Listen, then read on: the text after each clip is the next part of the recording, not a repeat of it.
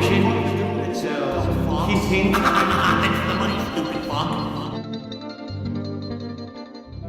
What is up, everybody?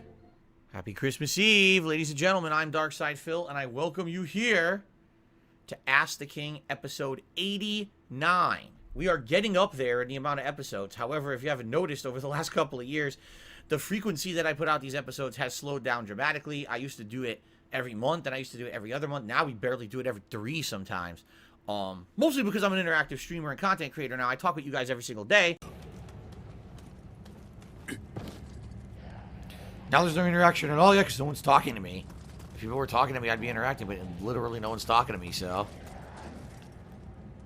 The new thing that actually has become the thing that took off with this show, members, people who are channel members down there, okay? They get their questions answered in priority, and I'm not even going to exaggerate, half the people this time are from the members, you see? So when you guys ask me, oh, what are the benefits of being a member? That's one of the huge ones. If you want to get a nice dedicated time to get your questions answered on Ask the King, that's a great way to do it. I am indebted to you. Give me money. Give me all your money. Okay? Now, also, if you are a patron of mine, at a certain tier level of $20 or more, you're guaranteed to get an in-depth question answered. However, I'm going to be honest with you guys, that's kind of fallen by the wayside, and in the last year, I'm not kidding, only one person even did it. The Patreon stuff is there. It's nice. The Patreon is there. Patreon.com/DarksidePhil. It's a way that people can contribute to this content behind the scenes and not really have any interaction on the streams. And that's how most people do it. They like the stuff. Maybe they watch the stuff on demand on YouTube. They're not necessarily into being on the stream. That's a way that they contribute. So, I currently upload Ask the King to my vlogging channel, The King of Hate Vlogs. All right? Why do I do that? Because I used to upload so many videos at such a high frequency, so many, the high volume, right? So many videos that if I were to put my vlogging and my gameplay on the same channel, likely it would have flooded the channel and people would have complained.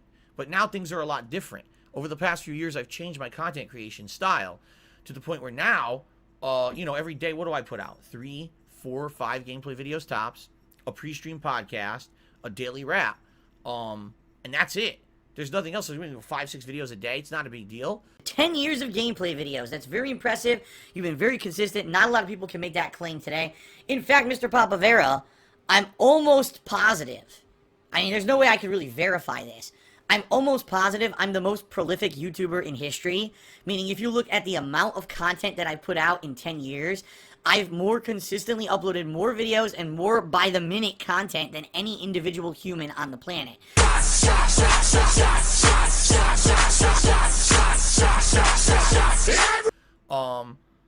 What I'm noticing is that now that I'm still uploading videos to the vlogging channel, The King of Hate Vlogs. In fact, you may be watching this there right now. Basically, views are way down over there. Like yesterday, I had a Christmas marathon, okay? We did Feasting with the King, DSP Tries It, 3 games, and a pre-stream podcast. Everything that I uploaded to DSP Gaming has decent views. The vlog stuff I uploaded to the King of Hate Vlogs, like almost no one's watched. Because they think the channel's dead, and I don't blame them. I almost never upload there. It's only Ask the King, Feasting with the King, DSP Tries It. How often do I upload that stuff? It's so scarce, right? Any contributions are appreciated. I talked about this on the pre-stream, but very briefly for the show. We do have goals. Raising $50, I'll put on a pair of Gunner glasses. Don't ask me how that benefits me when I'm doing a vlog show, but people like it. If we raise $100 in tips, it's the last hurrah for the Let's Get Lit hat for the year. It'll light up one last time. Yak Almighty asked the following. What are the most important lessons you learned as you were getting older and you never realized when you were young? All right. Well, truthfully, I can tell you, I mean, I'm sure I could tell you a million things I learned. Seriously. When you're young, wow, he's going crazy. Jasper Kitty's running through the house screaming. When you're young, no one teaches you half the shit you need to know about being an adult. Seriously, you get just thrown into that world. No one teaches you how a credit card works. No one teaches you how a fucking mortgage works.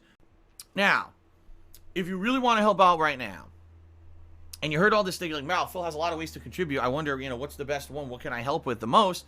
It will be tipping me. Because right now, the first 2 weeks of the month, all of my bills clear, including credit cards, mortgages, utilities, everything clears in the first 2 weeks, but then I don't get paid by Twitch until the middle of the month.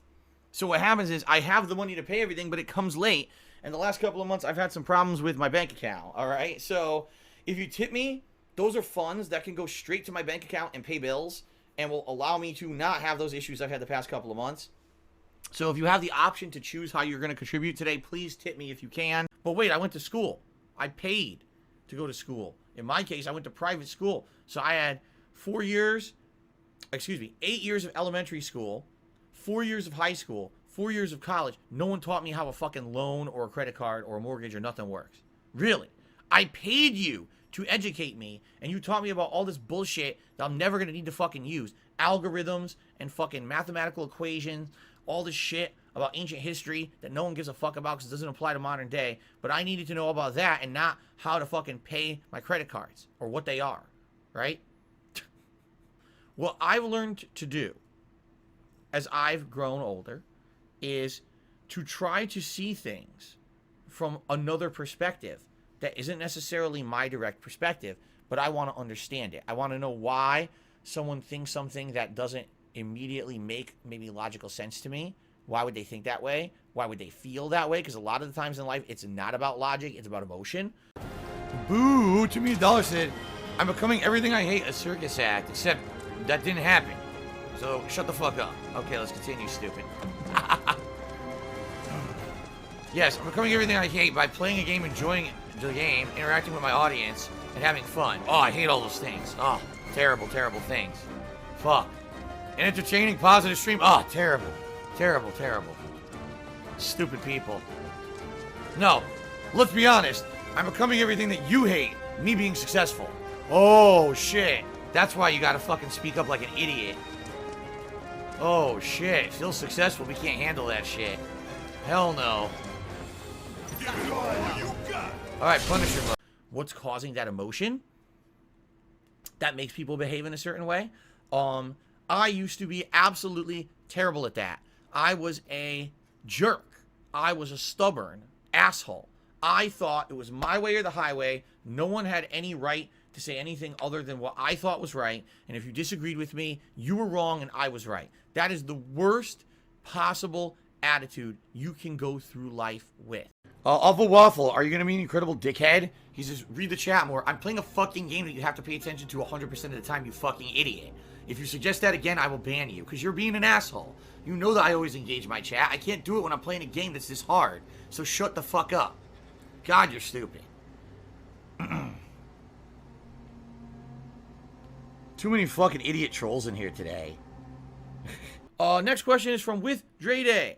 And With Dre Day asked the following. If the channel was thrusted into YouTube popularity today, would you stream as much as possible, the same as now, or would you only stream when you felt like it? Well, the thing is, like, I always say to you guys, I'll be honest, because I want you to understand that, like, this is not me trying to spin it in a way that makes me sound better or worse than I am.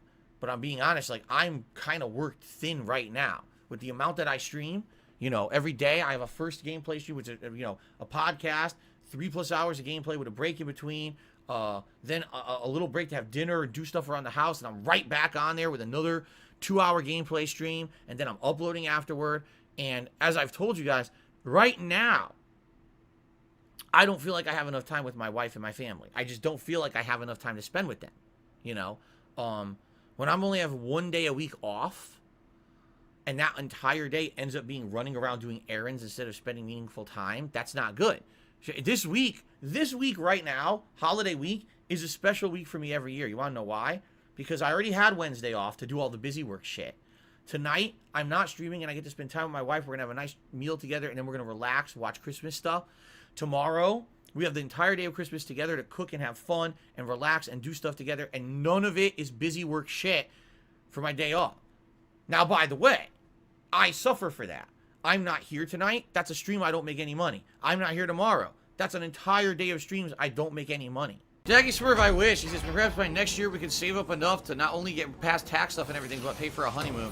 My problem is, I don't even have enough for tax stuff. You know what I mean? Like, I'm barely getting by paying bills, and I know I'm going to have more problems later this year with taxes and stuff. It's like an endless cycle.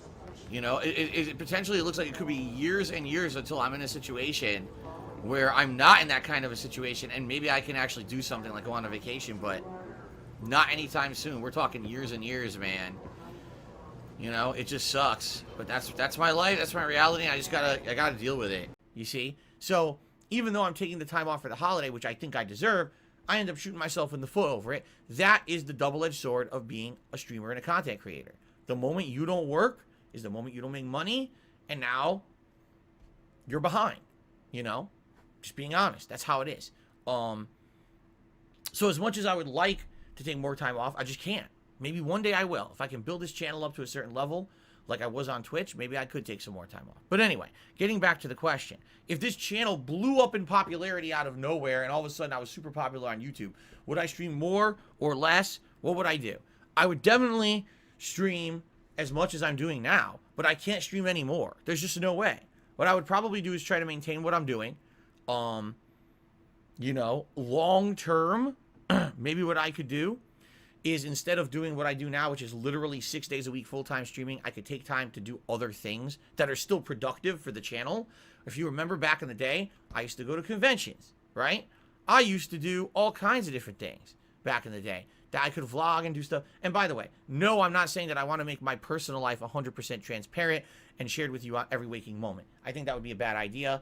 Experience has shown me when you share everything with everyone, sadly, there are people out there who are really messed up and want to hurt you, and they will use personal stuff to hurt you whatever they can. I know that sounds crazy, or, oh my God, Phil's just paranoid. Well, sorry, I've gone through it. I've had the evidence to show that it's very truthful that people are out to get me. Maybe more variety in what I do, rather than it just being full-time gaming 6 days a week. I could branch out and do other stuff again like I used to 10 years ago when I was so popular on YouTube. I was making so much money on ad revenue alone that there were entire days that I could take off to do whatever I wanted.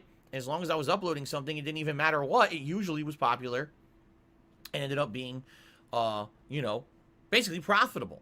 You know what I'm saying? I'm almost positive in the 10 years that I've done it, I'm the most prolific YouTuber. Like, back in the day, I could play any game and people would like the playthrough. Back in the day, I could do a vlog of me going to a convention, driving in a car, eating a meal. That's how DSP Tries It started. And it would be very popular on YouTube. People would watch it, whatever I put out. I would take a video of me taking a shit and people would watch the video. Now, that never happened. Actually, I take that back. There was one time I was pretending to take a shit. Ugh. Ugh. Okay. Some shout-outs.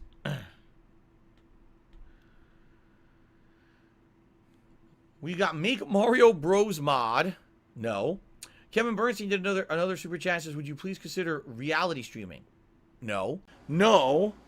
No. No. No.